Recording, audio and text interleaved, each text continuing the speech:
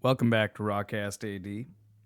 Now, I'm going to go ahead and point out that there might be some continuity errors to some extent between episodes because I don't necessarily record these chronologically so much as I just record them when I have time and get whatever I would like to off my chest. But god damn it, lately I've been really sick of political news. And I'm somebody who's educated enough in how communications work with the mainstream media that I know that if I want to get a particular viewpoint on any given topic, I know which news organizations or media organizations to go to get that particular spin on a situation. And so I'll admit I've got neoliberal friends where after 2016, when I saw where the Democratic Party was going, I realized that there was no home for me there. And I tried to get my neoliberal friends to wake up to the fact that organizations like CNN and MSNBC are only going to give you the leftist spin necessary to keep you coerced and being a diligent soldier for the Democratic Party. And I didn't care for the answers I got with my unsolicited lectures on this topic, but I wasn't necessarily surprised either, because these people said, hey, I know the media is biased, but I'm going to go ahead and listen to the news organizations that spin it to the way I like to hear it. If that isn't willful ignorance... Oh, I can hear my cats fighting. I hope they're okay. It doesn't sound too bad. But I've been really sick of the political news lately. You know, it's just this constant two-party tug of war.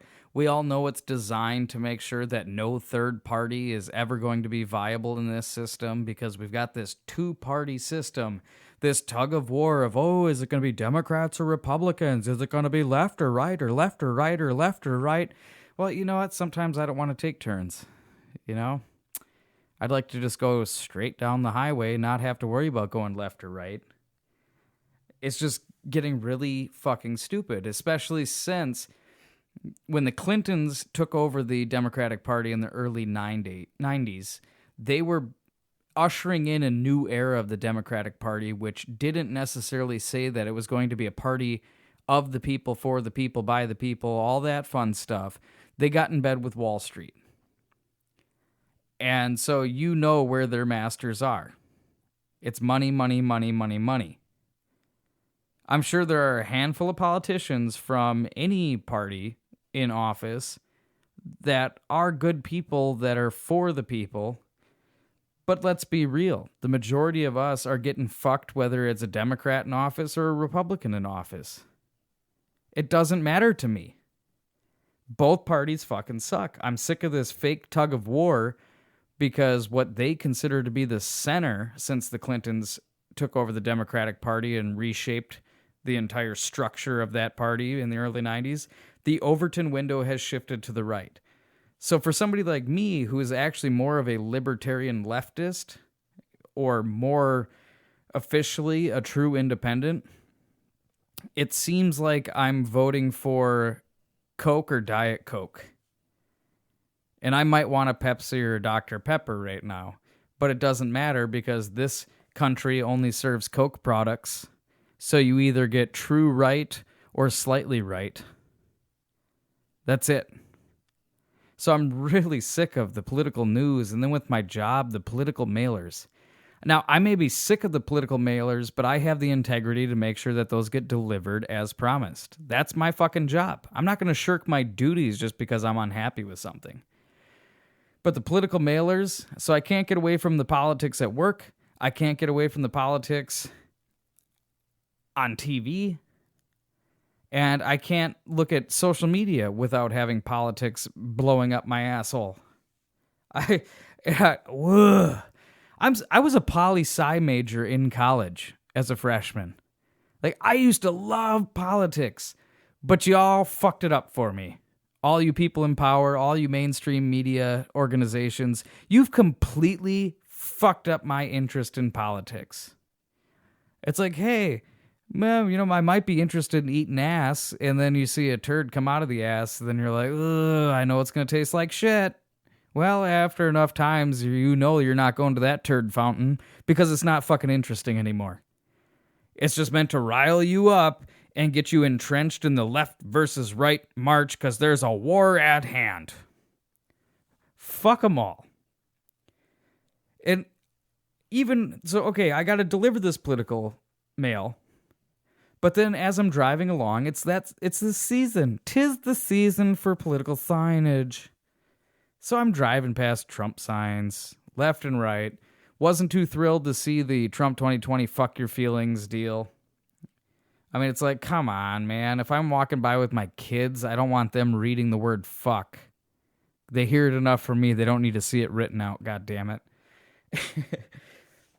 But I did see where at a couple homes, somebody had ripped apart a Trump 2020 sign, which I am not for Trump. I mean, I'm not 100% against everything he's done, but the majority of what he's done is just fucking ridiculous. I'm somebody where I expect more of a discipline towards civility for our commander-in-chief, and I'm just not liking what I'm seeing. I'm not going to get down in the trenches to tell you why Trump bad, but I also saw there are far fewer houses in my neck of the woods that have Biden signs, but I have seen where a Biden sign along the roads I travel got mangled and destroyed. Not once, not twice, but thrice. This sign has been so beat up that these poor people ordered a new fucking sign. Now, I think Biden sucks. I think Trump sucks.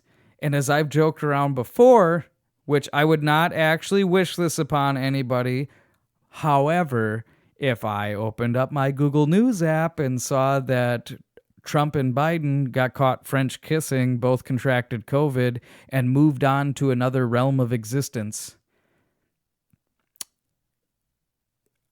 I wouldn't exactly be set up for a bad day, if we're going to try to put it as mildly as possible. But so, I've gotten to a point where I'd rather just get along with people. I used to love the civil discourse of having a conversation, but as I've learned in college through communications, argumentation, management, all that fun stuff,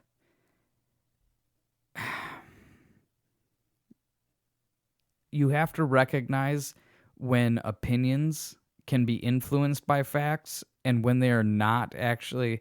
I think I've explained on this episode, and that's another point about how I record these episodes, is there are going to be many episodes in which I repeat myself because I haven't quite kicked a thought out of my fucking head. I don't want to say evicted because I don't want to trigger anybody right now with all the pending political news on evictions, which, God, I really hope. I hope that is not the case. I started with a joke and now I got entrenched with the feel bad. But God, I seriously hope that's not the fucking case. I feel for all of you that weren't able to make your rent or mortgage payments. And I really hope the light's at the end of the fucking tunnel. But I know it ain't going to be Trump or Biden that provide that light. It just ain't it ain't going to be what it should be. But yeah, politics got toxic enough. Social media, you see enough toxic tribalism that I really lost my interest in talking politics. Because as I learned through my adventures in pyramid schemes, there's always three sides to every story: yours, mine, and the truth. And so especially when it comes to belief-based arguments, you cannot argue beliefs. Like, I think that tuna's better. I believe tuna's better. There's a difference. Better than what? Well, I think tuna's better than salmon. Well, let's go ahead and talk about tuna and salmon. Let's talk about population, how detrimental it would be to keep fishing them what sort of nutrients you're going to take in from those particular fish, and you can go ahead and actually break down those numbers and those statistics and that entire collection of information, and you could actually argue based on facts which is better than the other. But now let's sidestep into beliefs. Well, I believe that tuna is better than salmon. Well, why is that? Well, I shouldn't have to justify my beliefs. I just know that tuna tastes better than salmon.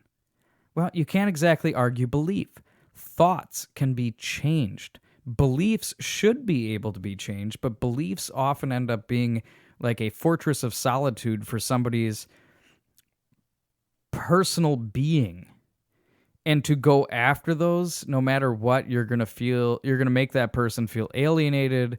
They're going to go ahead and get up in arms, blah, blah, blah, blah, blah. It's like, for me personally, I'm a non-Christian person, so when I have somebody being like, can you believe they want to take under God out of the Pledge of Allegiance? I don't fucking care. This country has a freedom of religion, and hand in hand with that, in a way, on the flip side, I would say that's a freedom from religion as well, because you're not allowing government and religion to get in bed together, which means that you cannot create any sort of mandate based on religious beliefs. So, for example, should the Ten Commandments be outside of a courthouse? Due to the nature that we have multiple religions and beliefs in this country, no, we shouldn't necessarily have the 10 Commandments in front of the courthouse. Should you be able to have the 10 Commandments outside of your Christian church? Yes. That's the place of worship. That's where that shit should be. And I'm not going ahead and saying it's all garbage. I'm just explaining that there is a time and place. Let's go back to the Confederate flag issue. Should you be allowed to have a Confederate flag fly on a pole on your personal property? Yes.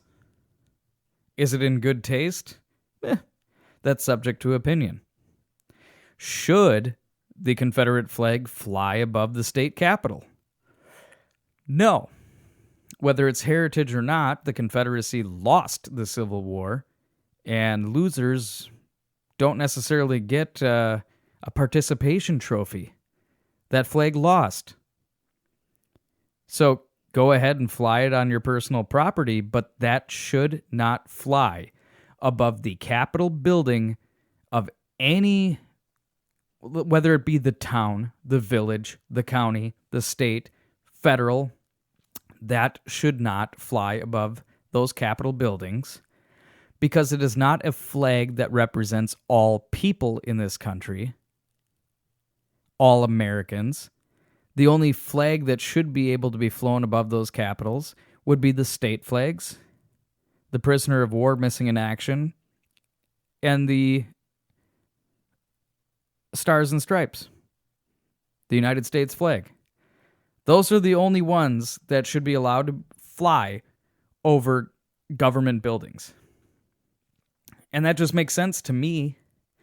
But then you got people that still get entrenched with the, oh, it's heritage, it's heritage, it's heritage. Yes, it's your heritage, but it's not everybody's heritage. Fuck off with that argument. You know, I've got a very libertarian stance on that. I wouldn't necessarily call myself a constitutionalist, but it's like, I'm a Tulsi Gabbard Democrat, I guess you'd say. I'm somebody that wants to sit down and look at the logic of it, and when I'm looking around at social media and the corporate media organizations, I'm not actually seeing people sit down and argue logic so much as it's going to be virtue signaling versus virtue signaling and saber rattling and all this bullshit. And like, you're all fucking talk. You can tweet all you fucking want as an elected official, but if that tweet doesn't actually translate into action on your job front, you're just trying to rile people up for virtual signaling and relevance through social media. I'm fucking sick of it. So as a result of that, I'm still interested in politics, just not American politics right now. So my choices were I should really go ahead and start scouring the internet for news of elections elsewhere in the world. But I mean, that would make for a really good conversation at a party that I probably wouldn't go to anyway. But I mean, could you imagine? Be like, oh, so have you been keeping up on the news of the elections in Costa Rica? Don't even know if Costa Rica has an election this year. I'm just saying. That'd be information that's like not necessarily for me because I don't have a vested interest in those particular regions. I don't own stock. You know, I'm just a nobody. I'm the working poor nobody. I don't have a vested interest in any of that shit. For the time being, at least. Maybe one day I will own a small business in Costa Rica and then I'll have something to say about the elections there. But because I'm still interested in politics and basically sick of the American media, I decided to watch seasons 6 and 7 of The West Wing. Because in there, it's not so fucked up. It gives us a glimpse of the politics of yesterday, the media of yesterday, and it just feels much more organized and palatable, in my opinion. And so, as I said in like episode 4 or 5, can't remember, my wife and I finally had our first date night since, February of this year. 6 months in that neighborhood. And so this wasn't the plan, but basically we decided to get chicken wings. And unfortunately for our fat asses, the place we got chicken wings from was running a buy one, get one special, and so we ate too many fucking wings, as we are chunky people, and ended up watching 4 episodes of The West Wing, because I didn't expect this, but my wife got caught up in the action too. I'm somebody that loves the Midnight Gospel, and if you haven't seen that, you've been living under a rock. But the Midnight Gospel on Netflix, Duncan Trussell's show. And, God, what is it? Oh, I can't leave this hanging. Just watch the Midnight Gospel.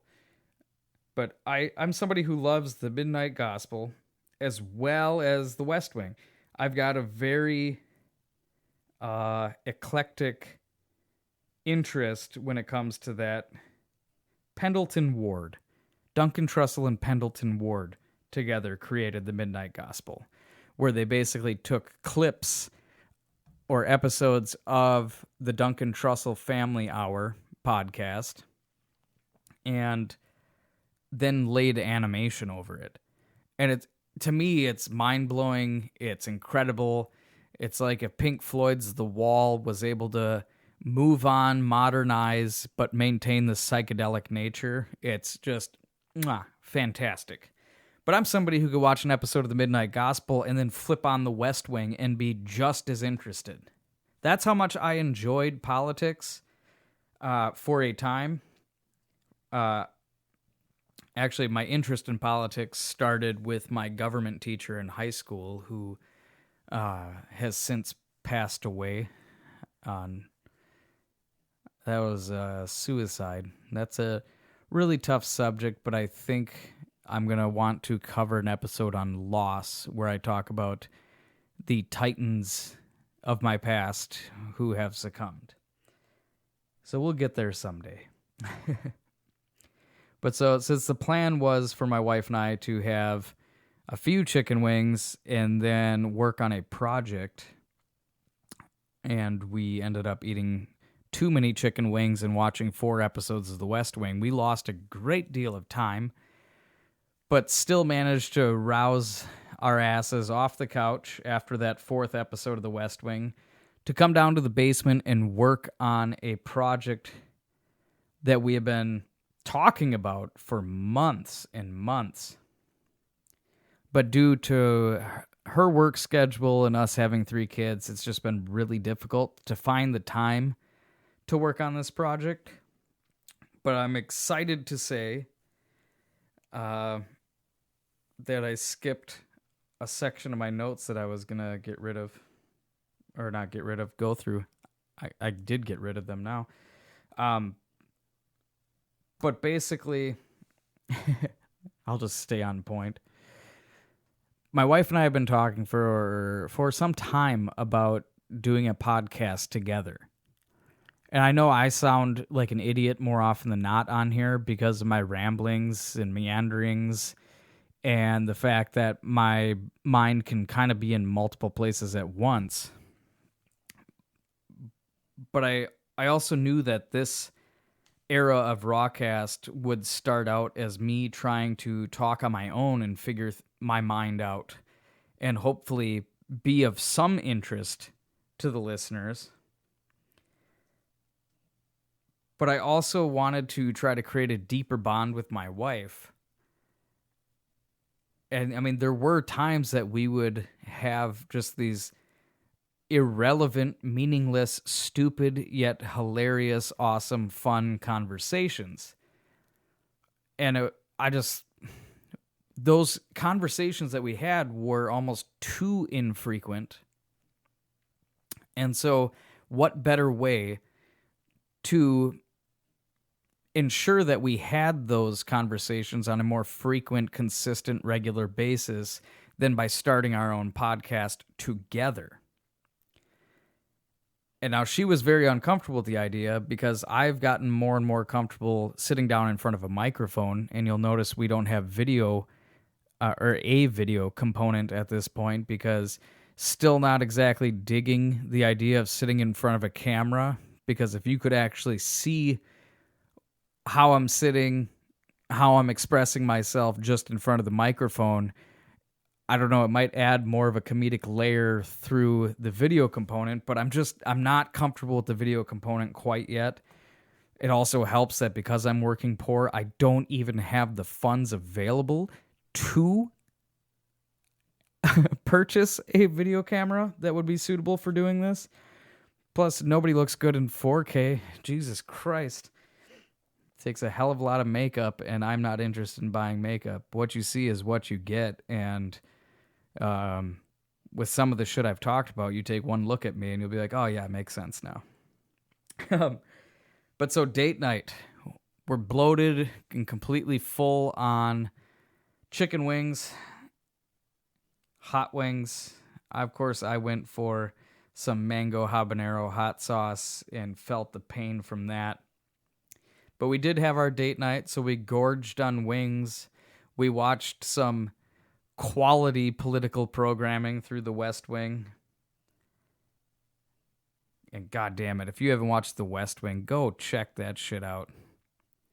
For the later seasons, since I was focused on like the election between Arnold Vinnick and Matt Santos through seasons 6 and 7, like that's some high quality television programming right there, following election campaigns and how Alan Alda and Jimmy Smits portray Arnold Vinnick and Matt Santos, and how civil, understanding, and compassionate they can be as people in that show.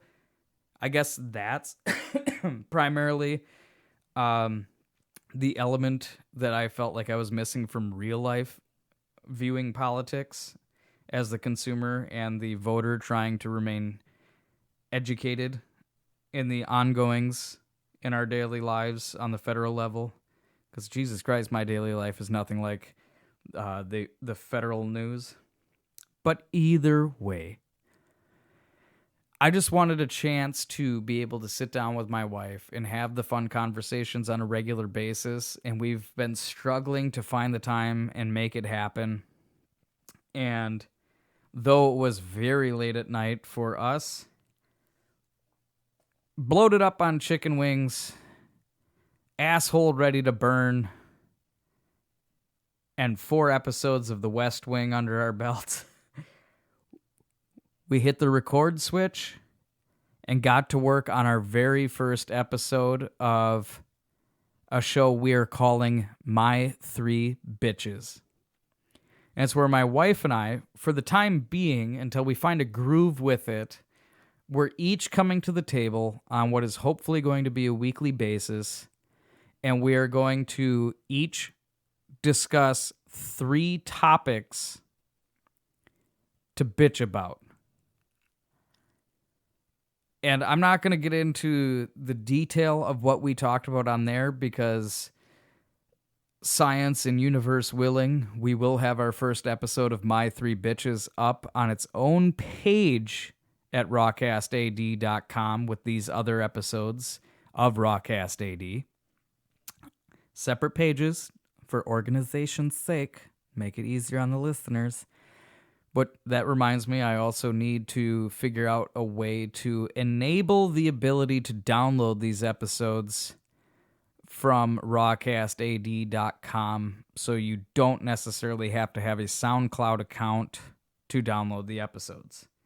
Though for the time being, just get SoundCloud and download these episodes and, message me on Facebook or email me to kick me in the ass if I forget to enable the download on SoundCloud. But we got downstairs and it was as I expected. We were planning on this being a dry run of My 3 Bitches, but my wife Jessica started off kind of wooden. She felt a little uncomfortable having the microphone in front of her, but she slowly eased into it. That was the whole point of a dry run, was to get her comfortable with sitting in front of a microphone. I can understand how that can be frustrating or uncomfortable, makes you nervous, anxious, all that fun stuff. Because the first couple times, I've actually been on the local news a couple of times when I was in college. And then I also, when I was managing bands, ended up on the local rock station 2 times. And when I didn't expect to speak. I was sitting in the corner, letting the band have... Oh, I forgot to turn that ringer down. But I was sitting in the corner, expecting the band to just be interviewed, and out of nowhere, the radio DJ calls me up. The radio DJ calls me up to introduce... Or basically, after the interview was pretty much already done, called me up to introduce myself and then tell my business name, which at the time was Flying Fan Management, LLC. I wasn't expecting that. So, oh my God, I closed my eyes, both hands on my forehead, spoke into the microphone. If there was a video component of that, you could tell I was the most uncomfortable human being on the air at that time. Oof. So I understand, is my point. And so for the first 15 minutes, Jessica seemed uncomfortable, but then she kind of got in her groove. The conversation became more natural. We laughed our asses off, talking about different topics. Again, My 3 Bitches, the 3 things we want to bitch about for that week. And I don't know, we just got into it. It can be anywhere from serious to silly. And so let's just say we got onto a topic that led to my wife going to the store for groceries after she had the head of a nail on our porch rip a hole in the ass of her pants, and she was wearing a thong at the time. So I'm sure some people saw some pale skin. But you're welcome. I also had my own story that involved the bell tower. And hopefully we're able to salvage this and upload it soon. But what ended up happening was, as the conversation got more natural and we were, Jess found her groove and it actually turned into a natural conversation, us just having a good time, lighthearted, happy, laughing. We heard a loud bang in our basement. So we paused the recording and ran into our utility room to see what was causing that noise. And it turned out that our cats were not necessarily fighting, but one cat tried to get away from another one by jumping up into the onto a cinder block wall and ultimately heading into the drop ceiling or suspended ceiling in our basement.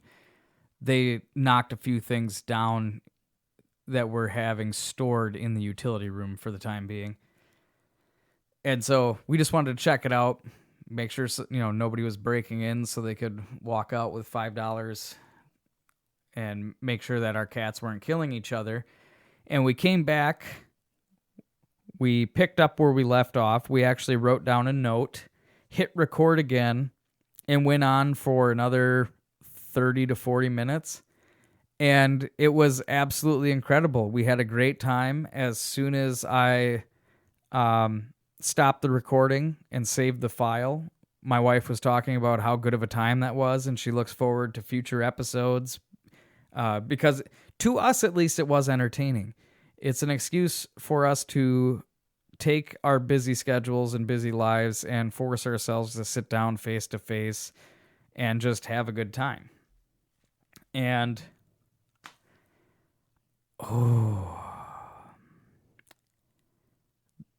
the program glitched that we use, our recording software glitched.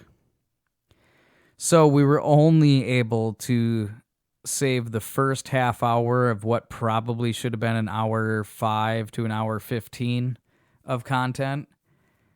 And so Jess is going to review the file just for her own sake, to take notes and, kind of analyze for her own uses, so that, to apply any of those thoughts to future episodes. But I was so excited to share the first episode of My Three Bitches with you this week. And alas, it was pushed back by at least a week. But I'm very itchy. I'm on the precipice of falling into another round of depression as a result, because, man, the past few days have been pretty crummy. I've been getting my ass kicked at work. The kids, it's just all the responsibilities take a toll. And when you don't actually take much time to do something for yourself, to bring joy, recharge the soul, recharge the batteries, however you want to phrase it, and you finally get that opportunity, your first time in 5 months that is, no responsibilities other than making sure you don't shit your pants. So, because as an adult, having to clean out shit from your underwear is a bad time. There's never a good time with that. But you know what I mean. That your simple responsibilities of just being. No children possibly killing themselves upstairs, doing something they're not supposed to do. All that fun stuff. Usually there's housework, vehicles, kids, all that shit. So to be able to turn that all off, set it aside for a couple hours and sit down with my wife and record an episode where ultimately we're just trying to get some frustrations off our chest and make each other laugh to feel a little bit better by the time we stop that recording. That's what it's all about. That's what I'm looking forward to. I'm really excited for the My Three Bitches podcast. But you'll just have to stay tuned because I'm not entirely sure when that's going to be. But, shit. I don't know what to tell you, man. Lady, insert pronoun of choice here. But I'm looking forward to My Three Bitches. And I feel like I've been more coherent on this particular episode of the podcast.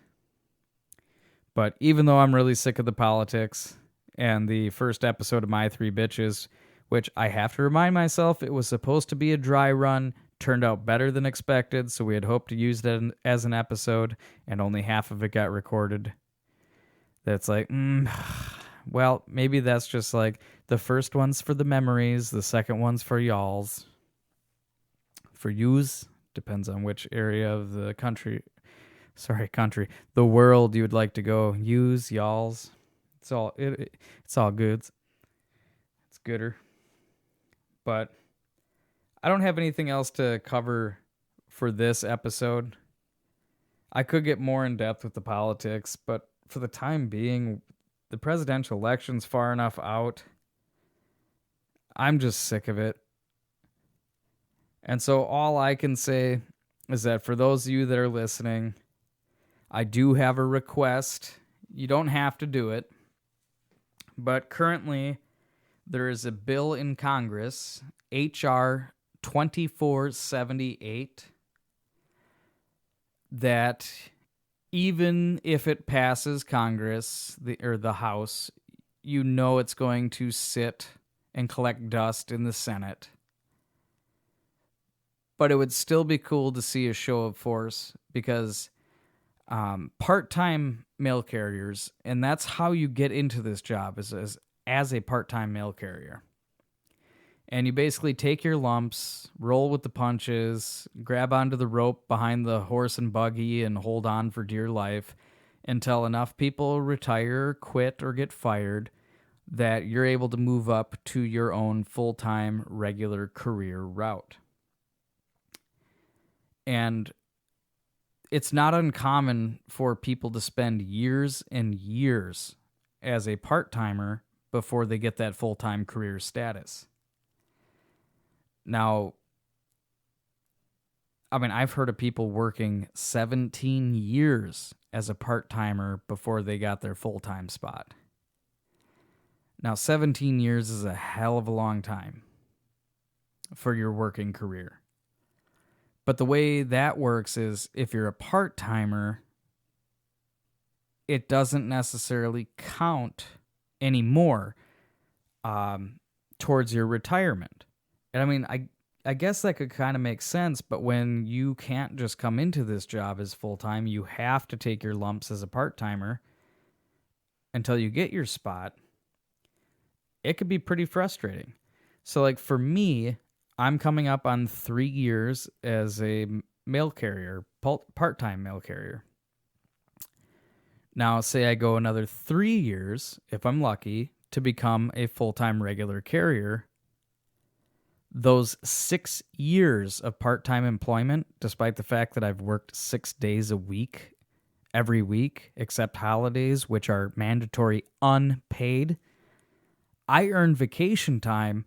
But when I submit vacation time for those holidays, they're rejected because I'm a part-timer, therefore I cannot be allowed to get paid for said holiday. Even if I'm trying to use paid time, no bueno.